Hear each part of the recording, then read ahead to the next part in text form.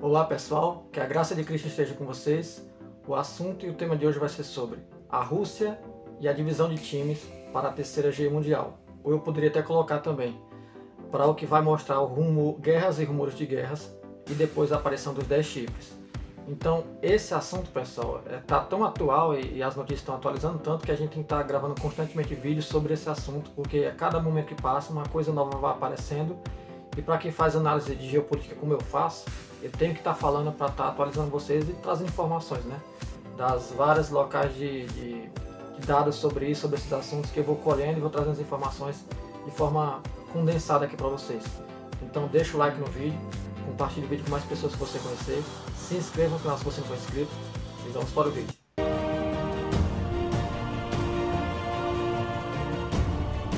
Então pessoal, eu quero fazer, na verdade eu quero trazer nesse vídeo para você, vou colocar mais à frente, trecho de um vídeo de um analista político, que é uma pessoa que eu considero como uma pessoa intelectual, apesar dele mesmo ter a humildade de falar que ele não se entende como intelectual, que é o Jason Rosa do canal Casando Verbo e outros canais que ele também é proprietário.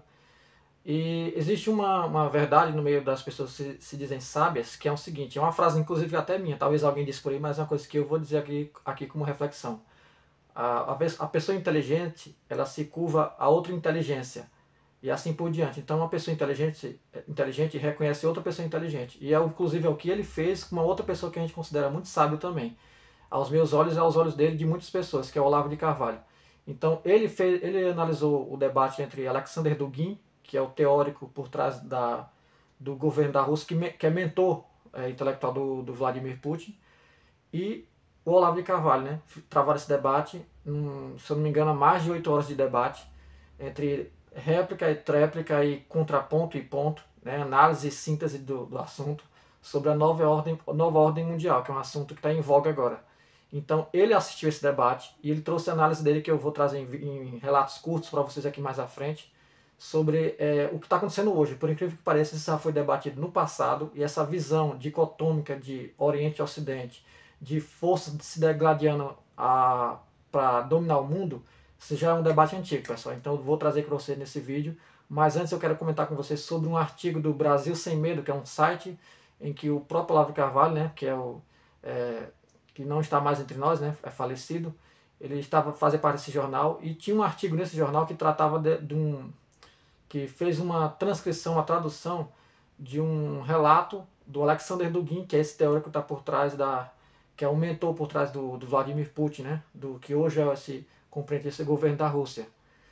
O que está por trás, pessoal, são camadas muito mais profundas do que as pessoas imaginam. Não é essa disputa entre Ocidente e Oriente, Rússia e Estados Unidos, não. Tem muito mais além disso. E esse ideólogo, esse intelectual russo, fez uma declaração a respeito do Ocidente, que eu vou estar lendo só um trecho para vocês pequeno. Se vocês tiverem curiosidade, vão lá no site Brasil Sem Medo e procurem O Grande Despertar, que foi assim que esse teórico, esse ideólogo intelectual Alexander Dugin mencionou esse fato, que seria o grande despertar do Oriente contra o Ocidente, mas no que a gente está vendo hoje. Isso é um pico, é um sinal, uma sinalização disso que já foi tratado nesse artigo de Alexander Dugin. Então isso aqui é para você ver que o que está acontecendo hoje na prática, na realidade lá, agora na Ucrânia, já estava sendo tratado por esse teórico, esse intelectual, né? Nas palavras dele. Então vou pegar um trecho dessa reportagem, dessa escritura, né? No jornal Brasil Sem Medo, em que eles transliteraram, traduziram o texto desse intelectual Alexander Dugin. Há apenas dois partidos no mundo, o Partido Globalista do Grande Reset e o Partido Antiglobalista do Grande Despertar, e nada no meio. Entre eles há o abismo, e ele quer ser preenchido por oceanos de sangue. O sangue de Ashley Babbitt é a primeira gota. Isso aqui é uma pessoa lá dos Estados Unidos, mas não vem ao caso. A luta se torna universal. O Partido Democrata dos Estados Unidos e seus mandatários globalistas, incluindo as gigantes da tecnologia e das finanças Big Tech e Big Finance, agora são a clara personificação do mal absoluto. O grande mal fez seu ninho em solo americano. Do centro do inferno começa agora a última revolta, o grande despertar. Então, pessoal, isso aqui que eu acabei de ler foi uma das citações dentro dessa dissertação, desse texto que o intelectual Alexander Dugin faz a respeito da visão dele do Ocidente, dos globalistas, do que realmente está em jogo agora, pessoal. Existem grupos de poder muito fortes, famílias poderosas que comandam grandes de tecnologia, né, as big techs chamadas, bancos, instituições financeiras, núcleos supranacionais como ONU e outros tipos, que eu poderia estar citando muitas outras coisas aqui, mas tem muita coisa por trás ainda disso. Então essas pessoas estão por trás disso, essas famílias poderosas, elas que realmente estão por trás do que está acontecendo agora, tanto do lado ocidental como do lado oriental.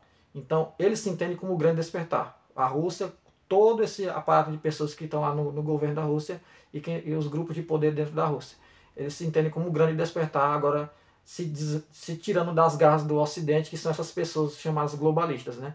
E agora vocês vão ver os trechos do vídeo do Jason, do Casa no Verbo, que ele, depois de ter visto esse debate entre os dois, Olavo de Carvalho e Alexander Dugin, as análises dele sobre isso que eu concordo plenamente. Então assistam aí, pessoal, até o fim para vocês entenderem o que está acontecendo agora. E no final eu vou fazer mais um acréscimo. Pois é, pessoal, eu acompanhei o debate entre o Olavo de Carvalho e o Alexander Dugin, da Rússia, sobre os Estados Unidos e a nova ordem mundial. O Olavo de Carvalho já é conhecido nosso, do pessoal aqui do canal, e talvez a gente possa dizer que ele seria o intelectual brasileiro mais proeminente mundo afora atualmente. Claro que essa minha afirmação vai gerar críticas, principalmente de alguns brasileiros que têm síndrome de vira-lata e não conseguem admitir que um brasileiro se saia tão bem em debates no mundo inteiro, como ele tem feito, né?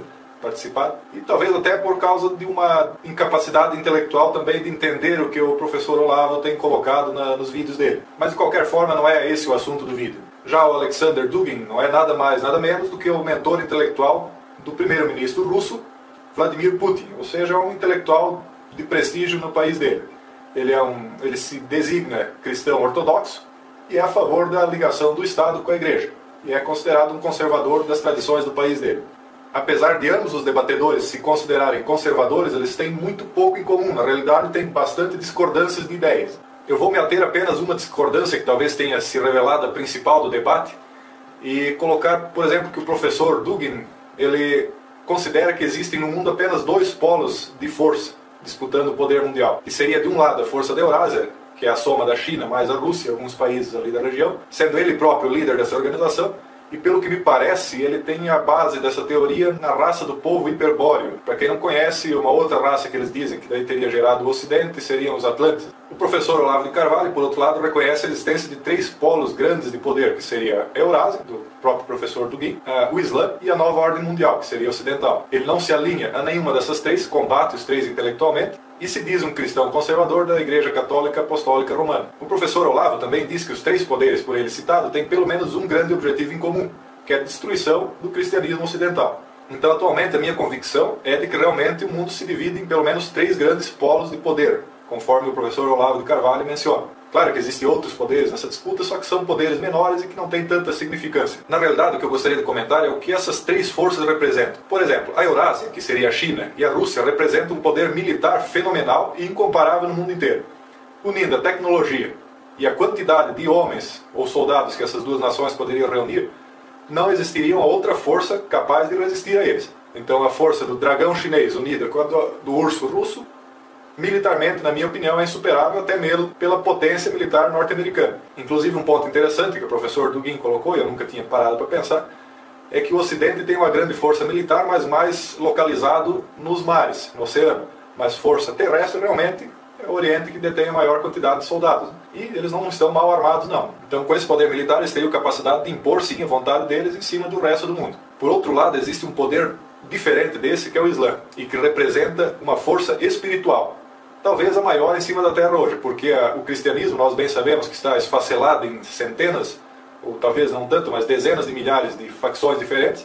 A mais forte dela, que seria o catolicismo romano, também está dividido desde dentro, né? Então não há unidade nem no catolicismo, e por essa grande fração ela acaba se tornando fraca. Então, diante do Islã, não teria força de reação, digamos assim. Então hoje a força representada espiritualmente na quantidade de pessoas que têm a mesma fé e realmente defendem aquela fé, eu não teria dúvidas em colocar que é o Islã a mais forte. Essa força, o poder espiritual, é muito diferente do poder militar. Porque, por exemplo, o poder militar ele se dobra diante de um poder maior, um poder militar maior. Mas quem tem uma determinada fé, ele não se dobra nem diante da morte, muitas vezes. Basta ver homens-bomba, ou pessoas que sacrificam sua vida inteira em nome de uma causa.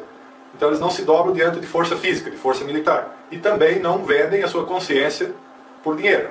Então é uma força totalmente diferente e incompreensível para algumas pessoas, especialmente os materialistas. A terceira força, que nós conhecemos muito bem, é a força da nova ordem mundial, é uma força econômica. São os que o Olavo chama de metacapitalistas, são os grandes bilionários ou trilionários do mundo, pessoas que têm tanto dinheiro que realmente conseguem comprar a consciência de muita gente, ou ao menos daqueles que têm a consciência à venda. E é inegável que o poder do dinheiro realmente consegue transformar muita coisa no mundo, como de fato tem acontecido. E a gente pode ver as crises econômicas que são manipuladas, a gente sabe disso, por essas pessoas que sugam as riquezas das nações ocidentais. E não só ocidentais, elas interferem também no Oriente, né? Por isso talvez exista tanta raiva do Oriente para com o Ocidente, porque eles não conseguem separar o extrato daquilo que chamam de elite econômica ocidental do povo. O povo não tem culpa disso e é mais explorado ainda do que o próprio Oriente, o povo ocidental. Mas o ponto que eu gostaria de chegar é exatamente o que representam essas três grandes forças. Na minha opinião, a Eurásia representa o poder, consubstanciado no poder militar. O Islã representa uma força espiritual, ou o ser. E a nova ordem mundial, os metacapitalistas, representam o ter. O poder dele está no dinheiro. Todos os três, obviamente, se julgando superiores um ao outro e um degladiando o poder mundial com o outro, só tem em comum uma tese principal, que é a destruição do cristianismo ocidental, que é um entrave para os três, para o desenvolvimento dos três. Então, eles até podem disputar, brigar em alguns momentos, mas isso eles têm como objetivo comum, destruir a tradição cristã ocidental, seja ela católica romana ou protestante. Então, pessoal, espero que você realmente tenha visto até aqui, até o final, para poder ter essa análise da conjuntura como um todo, do que está acontecendo agora na prática, o que já é travado nos debates teológicos, nos debates intelectuais entre pessoas que são altamente gabaritadas no assunto, como Olavo de Carvalho e Alexander Dugin. São pessoas que a gente tem que reconhecer a inteligência e a sabedoria desses homens. Por que eles travaram esse debate? Porque eles estavam vendo coisas à frente do seu tempo e fazem análise de todas as camadas da sociedade, desde o mais alto poder até o mais baixo poder. Então eles entendem do que estão falando.